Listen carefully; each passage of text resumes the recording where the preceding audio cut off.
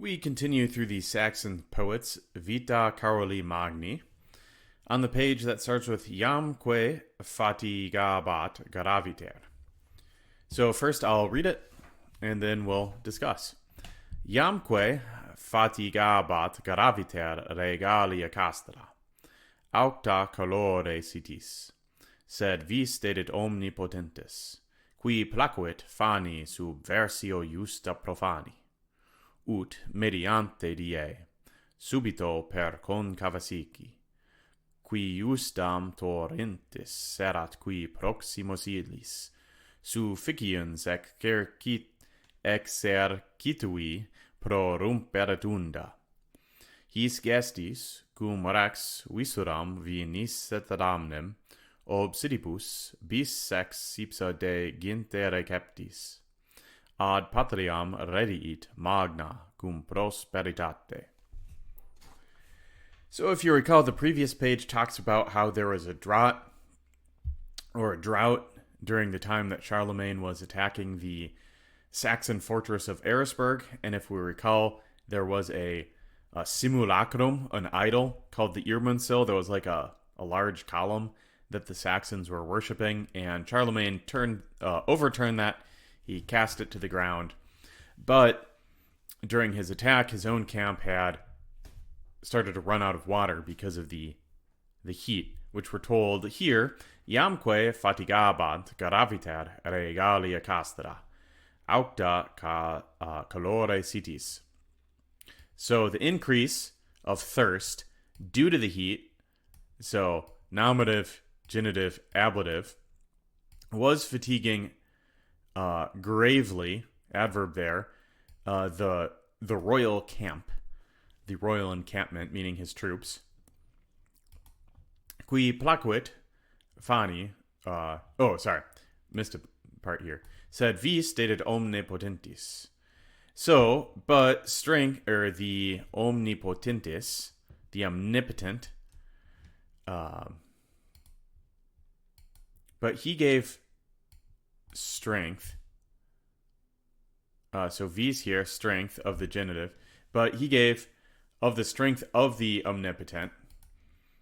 So God's giving them strength, and we're told that in the next line, qui, so that refers to God, whom the justo subversio, the just overturning of the profani, the profane temple, pleased.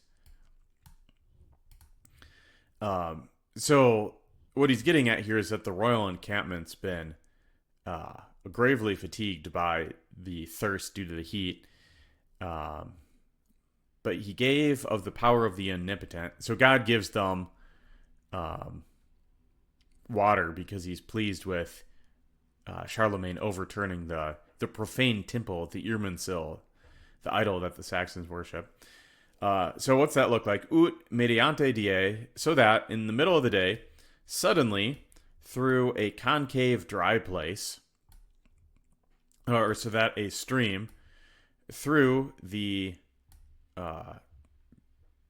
like ditch or a hollow or a concave place of some certain dry place. So I assume this would be like a riverbed or something that's dry. We're told that some of the riverbeds were dry before. So suddenly, there was a torrent, a stream. Erat qui proximos illis. There was a stream that was close to them. Sufficiens prorumperat. So a sufficient wave, unda, is their wave. And we've got prorumperat. It was rushing forth. So a sufficient wave was rushing forth for the army. So they're thirsty, but then suddenly through one of these dry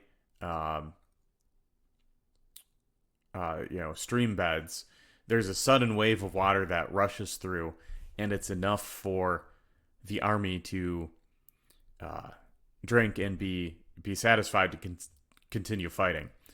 So that's enough to solve that problem, and he's able to advance to the river Weser. Now, when you first read this, you might be tempted to think that there's a king called Wisuram, but there's not. That's referring to the Weser River. So Wesarum goes with omnum there.